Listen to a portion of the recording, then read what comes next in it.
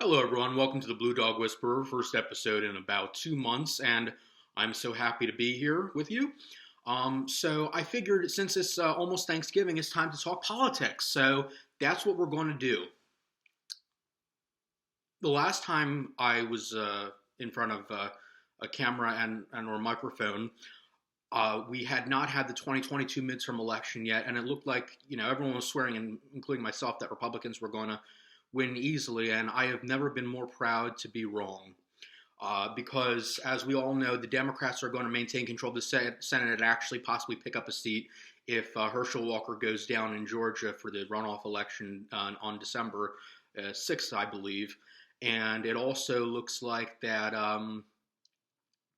Republicans are going to have a razor thin majority in the House of Representatives, which isn't ideal for Democrats. But the fact is that I put out a letter to the editors explaining this. I said, if Kevin McCarthy becomes the Speaker of the House, it is going to be because of sane Democrats in, of all places, deep blue New York. Who would have thought that New York would have actually helped Republicans? And I'm going to talk a little bit about why, because I really think that this is important. The New York Democrats, on a state level, not necessarily congressional level, but on the state level, have been very out of touch with what a lot of people have been going through. At least that's my perception of it. Because there were a lot of good congressional Democratic candidates in New York this year who were basically just overlooked by a lot of swing voters because of the disaster of the Cuomo years and the continuation of Hochul. Hochul has been a disaster too. In fact, if you follow my page on Facebook, the Blue Dog Whisperer page, you'll notice that I made a lot of endorsements, and I opted not to make an endorsement for the New York governor's race because I thought that it was just a waste of time. And I'm not generally, and I will say that I had a pick for myself, but I wasn't going to tell people how to vote because I thought both candidates were absolutely awful. But I would say that because of issues in New York City and Long Island and maybe even upstate, issues like crime, which were being minimized by Kathy Hochul, and Kathy Hochul was on the top of the ticket, if I'm not mistaken. I didn't see the ballot since I'm not a New York resident, but from what I understood, Kathy Hochul's presence on the ballot hurt Democrats down ballot.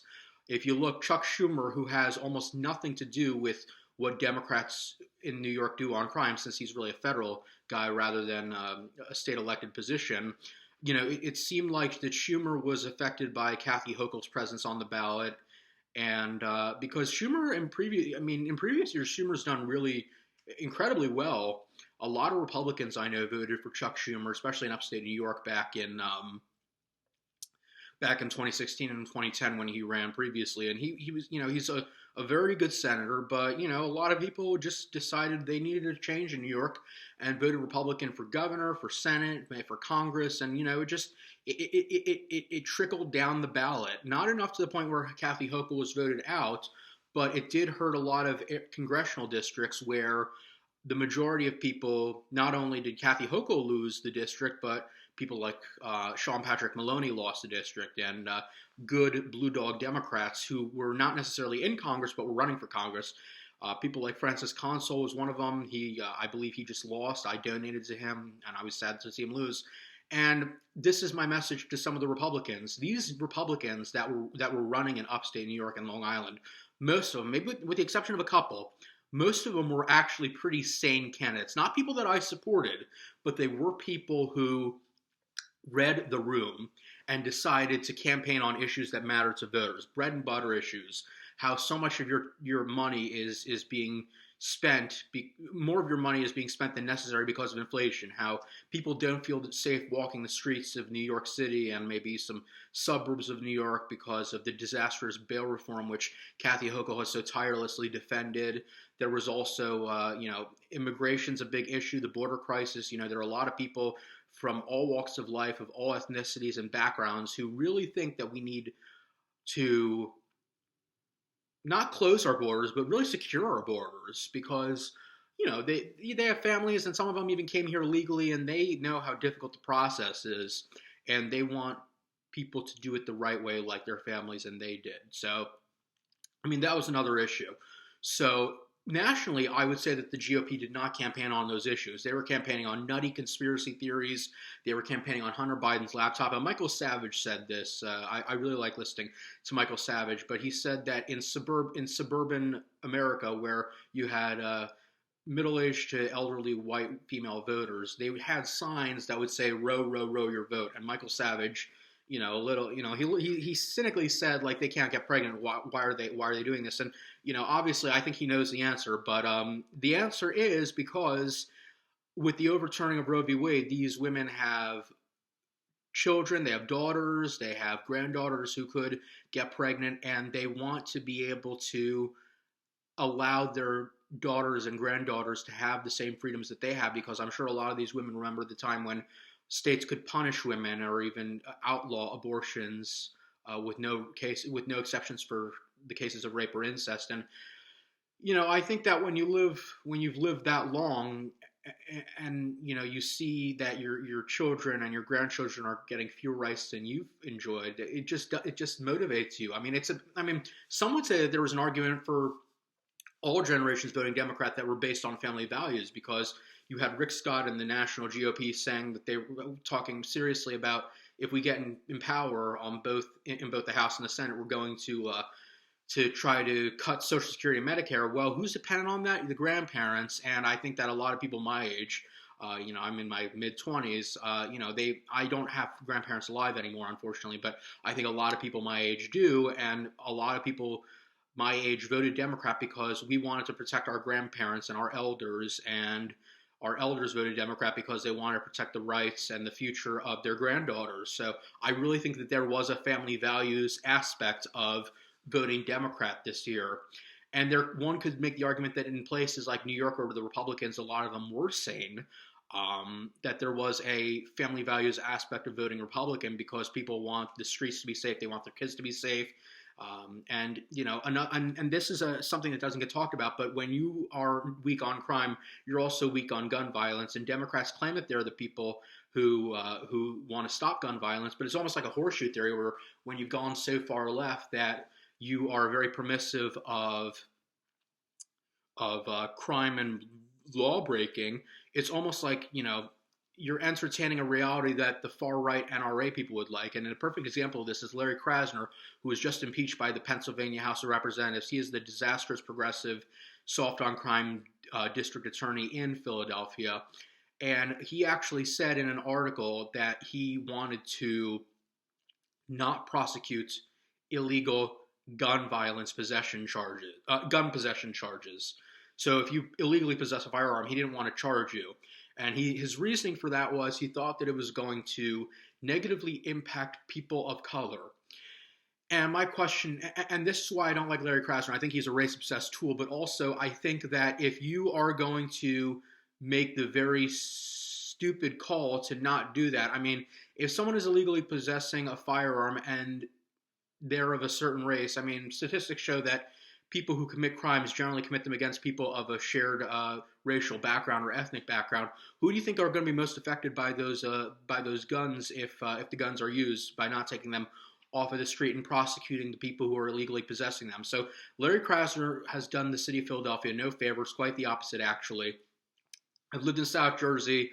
I've heard terrible, awful things when I was at college, going to college in the suburbs of Philadelphia. One of my professors who lived in Philadelphia got a job in the South, and he said he was and he was as liberal as they came, very progressive, but he said that he was so happy to be leaving Philadelphia because sometimes he would hear gunshots on his street at night.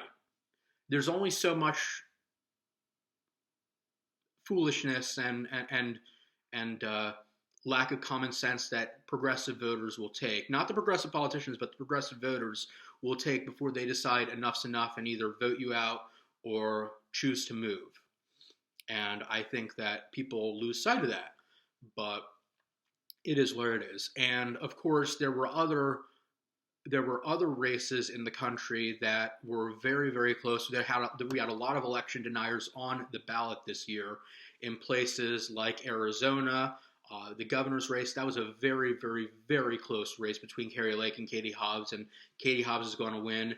In Pennsylvania, another one, Doug Mastriano, who was basically a borderline Nazi, He lost pretty easily to Josh Shapiro, whereas some people who voted for Josh Shapiro voted for Dr. Oz. I know the police union in Pennsylvania actually endorsed, they split their tickets as far as the endorsement by endorsing Dr. Oz for Senate, but Josh Shapiro for governor. And one can make the argument that they did that because Doug Mastriano was basically a January 6th sympathizer, and you have a lot of people, and a lot of law enforcement don't think highly of.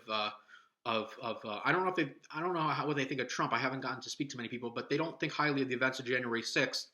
And Josh Shapiro, Attorney General, so you got that. But I didn't support Dr. Oz for Senate, but I appreciate the fact that the police union actually didn't just blindly follow one party or another. A lot of times when police unions endorse a straight Democratic ticket, it's going to be because the Democrats are more likely to protect the pensions. But if they endorse a straight Republican ticket, it's generally because Republicans, at least in the rhetoric, favor the police more than a lot of these Democrats, particularly the progressives. But it was actually good to see a change from the status quo, even though I was a big John Fetterman supporter, and I was very happy that John Fetterman won. I really thought after the debate performance, I don't know if any of my listeners saw the debate performance, but I really thought that John Fetterman was going to lose. I wasn't sure. I thought it was about 55% chance that Dr. Oz was going to pull it off somehow, and I was very happy to be wrong because I think John Fetterman has a lot of talent, and I think he was very qualified, very smart guy. I mean, it never bothered me that the debate performance wasn't that great. He had a stroke. I mean, do people not know what strokes do to you? It really strokes they impair your cognitive ability for some people. I mean, it wasn't disqualifying in my view, but I knew that to some voters it was going to be disqualifying, even though I don't believe it should be. But that was a good race. Tim Ryan put up a good fight. I didn't think he had much of a chance because Ohio has gotten progressively more red and more Republican, and I didn't like Tim Ryan's opponent, but I thought Tim Ryan put up a very good campaign with all things considered. And I really like the way he conceded by basically saying that it's my privilege to concede because, kind of giving an FU to these election deniers, which I really appreciate because, as we know, it's gotten to the point now where a lot of Republicans will only accept the election results if it goes in their favor, and there's a word for that, and it's called sort of losing. I was taught when I was a kid that things like this were sort of losing, and it really is sort of losing. So I was just watching Bill Maher's latest new rule where he was saying that we may finally be returning to normalcy. And whenever I say this, a lot of progressives and Trumpies say, well, normal wasn't good enough. That's why we were in this mess. Well, here's the thing. When I say normal, I'm not talking about going back to the days of Obama, but I'm talking about moving forward policy-wise, but also maintaining the normal practices that both sides for a long time agreed to, honoring elections, respecting the American electorate, and respecting your opponent on some level. No crazy conspiracy theory. I mean, these are just simple things that I think a lot of people do agree on, but sadly, the extremists in both sides who have been amplified by social media and the media itself to some degree have basically sucked up all the oxygen, and that's a serious problem. So the last two things I want to talk about, we have a very special runoff race in Georgia, and I posted something to my page, the Blue Dog Whisperer page, where I basically said that I'm supporting Raphael Warnock 110%. I think that Reverend Warnock is really, I think he's in tune with what the people of Georgia need, and I don't see what qualifies Herschel Walker to be the United States Senator. And I think that we need to send the Republicans a message because on the Senate level, they ran a lot of crazy people. And Herschel Walker, in my view, is unfortunately one of them, even if I think that he may have sustained a head injury due to football. But I think that we need to send a message to the Republicans by increasing our Senate majority that voters are not going to stand for the loonies you put up this year. You want to win back the Senate, put up some normal people, Susan Collins people, Lisa Murkowski people, John McCain people, even Ben Sass people. I mean, anyone who isn't insane. I mean, there were people all across the political spectrum in the Republican Party. Of course, not a lot. It was only 10. But 10 people across the political spectrum in the Republican Party voted to impeach Trump. People from Liz Cheney to, I believe, John Katko, who's pretty moderate. I mean, it just seems like you don't have to be a moderate to put your country over party. You simply don't. And case in point, as a self-identified radical centrist, being a moderate does not necessarily mean you automatically put your country over your party too. Because a lot of moderates can be opportunistic, people who appear to be moderate, like Elise Stefanik in upstate New York, voted to not to certify the election results. And she didn't vote with President Trump as much as Liz Cheney, but in the end, Liz Cheney did what was right for the country and Elise Stefanik didn't. So what am I supposed to think? Your ideology doesn't have to determine how loyal you are to your country and to the people's voice and the people's vote. So last thing, talking politics on Thanksgiving. Don't talk about politics at the Thanksgiving table. When your relatives come to the front door, mention it immediately. Say MAGA 2024, Biden 2024, let's go Brandon, whatever. Just say it, they'll leave, and you'll have more food to yourself, and you won't have to entertain. And that's my word of advice this Thanksgiving. So thank you all for listening, and I will see you all later. Bye.